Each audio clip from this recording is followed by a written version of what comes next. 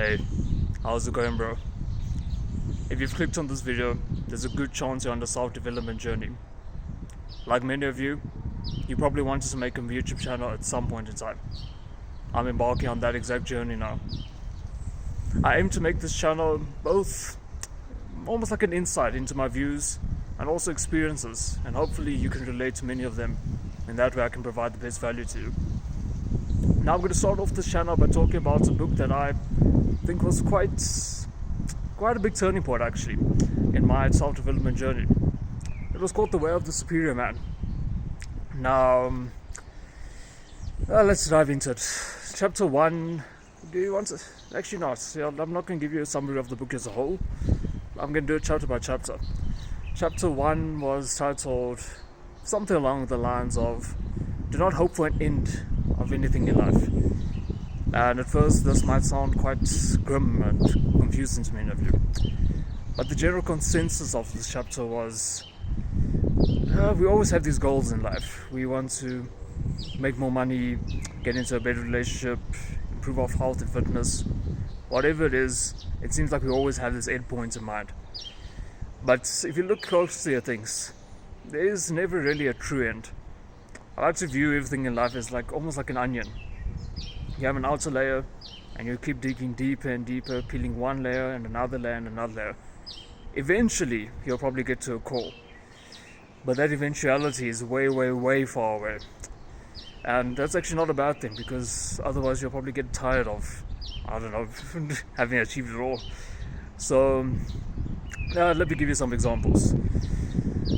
Let's start here. So when I was in primary school, as an example, all I wanted was, frankly, to get 70%, 80% as my marks. Other countries, I know you guys would use different systems, but basically I was aiming for an A or a B. I was fortunate enough to be one of the brightest students, so without much effort I was getting the B quite comfortably, oftentimes even getting an A. Then obviously high school came about and things got a bit trickier, so that's when I found this newfound drive in myself. And suddenly I found myself wanting to get A's for everything, 100% even at times. That was my literal goal. And now, without trying to sound very cocky about anything like that, but through many years, don't get me wrong, but through many years of just learning how to study and improving my dedication to studying and my work ethic and so on, got to a point where I sustained extremely high marks, and I'm happy with that, man. Let's put it that way. But now I've moved on to the next chapter, and that's starting businesses on the side or making a YouTube channel like this one. So that's just one example of digging deeper and deeper into one particular onion, as I like to put it. Another such example is relationships. Now, like many of us, when I was on the younger side, all I really wanted was to be in a relationship, or not all I wanted, but that was the main thing, just get a girlfriend, that was it. Then got to a point where I said, okay, you can get a girlfriend, that's sweet and all, but what does that mean? Then it's okay, get yourself a pretty girlfriend, for argument's sake. Then you get that, cool, fair enough, but then you want to go to the next step, have a loving and fulfilling relationship, and so it carries on and on and on. And babe, if you're watching this, I'm happy with the relationship here too. I think this is a good chapter for us.